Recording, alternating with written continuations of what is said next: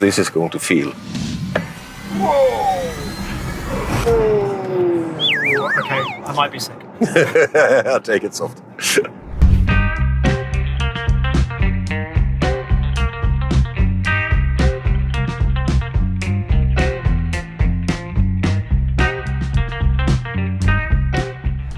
Hello, I'm Paul Rees in Stockholm, Sweden. Today I have an appointment with Johan Lind, who's going to tell us why he drives a NIO. Let's go. Quick selfie? Yeah. Gonna show me your NIO? Yeah. Let's go. Hello, hey ChinaAuto. My name is Johan Lind and I'm a proud owner of Nio ET7.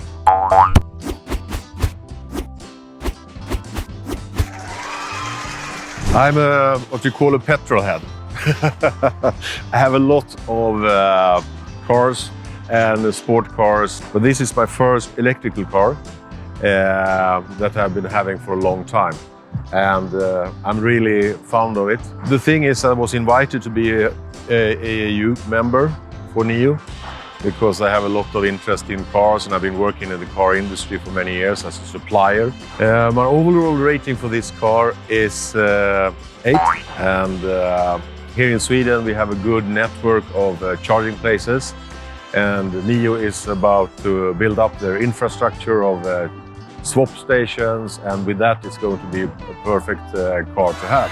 Because if you're driving an electrical car for a long run in Sweden, when it's cold, the average mileage is not so far. This car is a nice design. Of course, there's no grille on the car as it is on many cars. And I'm missing screen wash for the lights, because in Sweden we have winter and very much of snow, and then it's got a little bit dirty. Glass here is 2 glasses, meaning that they are very quiet in the car. And the wheels are really wonderful. I think they're really nice. And also with these red calipers. This is a new thing for me also with these cameras that is popping up everywhere. But maybe that is something design, but I rather have had them in the car. But everybody has it up now, so it's maybe a design thing that you should have it up. Let's say you're comparing to driving your Porsche. What's the difference between the two of them, if that's not a really stupid question? No, it's not a stupid question. If I drive a Porsche, for example, it's a more sporty car. It's not the same comfort. Sporty cars, you're looking for driving, feeling of the driving, not the comfort in the same level as you have with this car. What do you think of the brand name NIO? NIO in Sweden is the number 9, so it's very easy for everybody to know. But when you speak about the car and saying that I have a NIO, nobody knows what the number NIO? No, it's the NIO, the car. Have people been curious about you having a Chinese car? Yes, it's a lot of can I please go with you for a ride? So there's a lot of people. All my neighbors have been driving with me around my house. So everybody likes it. And the power, of course. Everybody get the kick of the acceleration of the car. This is going to feel. Whoa! I will miss that one for the moment.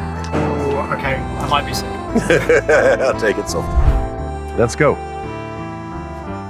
I need to go on that side. Have you gone in a NIO before? Have you been riding a NIO before? I've never been in a NIO before. Okay. I think it's me meant to be asking the question. Yeah, sorry. when I'm not caught by the police. Are you ready? Yep. Because this is going to feel. Whoa! And that's the speed camera, so I have to brake. That was powerful. Okay, I might be sick. I'll take it soft.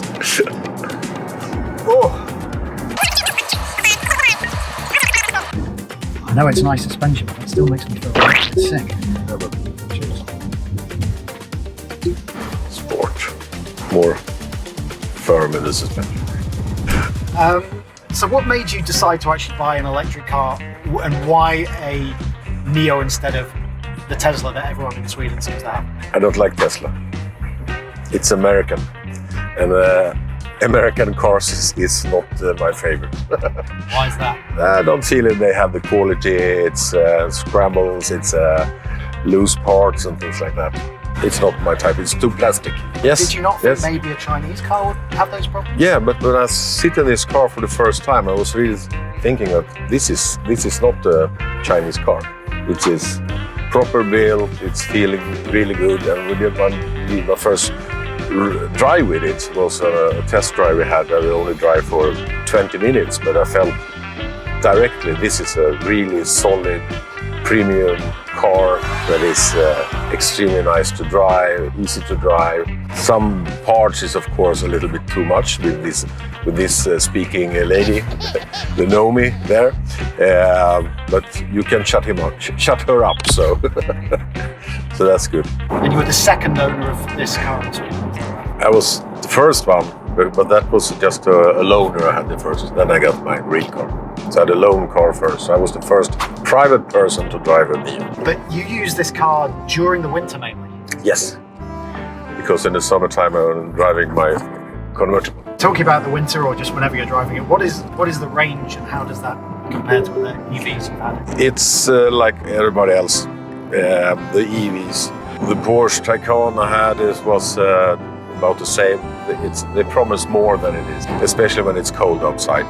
So we have 600 kilometers range, and if you drive 140 on a Swedish highway to Gothenburg, for example, you only reach 280 kilometers. Okay. Yeah, and of course that's a high speed, but still it's the speed I drive. It's not really allowed to drive so fast in Sweden, but it's in the range. Well, I haven't experienced. The first time I drove an electric vehicle, I borrowed my friend's Nissan Leaf. Okay. And I had to get from Malmo to the ferry going to Gotland from Oskarshamn, and I was already late for the ferry. Yeah. I didn't really know how to charge it, and it ran out of battery long before I got there. Mm-hmm. And if the ferry hadn't left 2 hours late, I would never have made it. No. I guess this one might do a little bit better.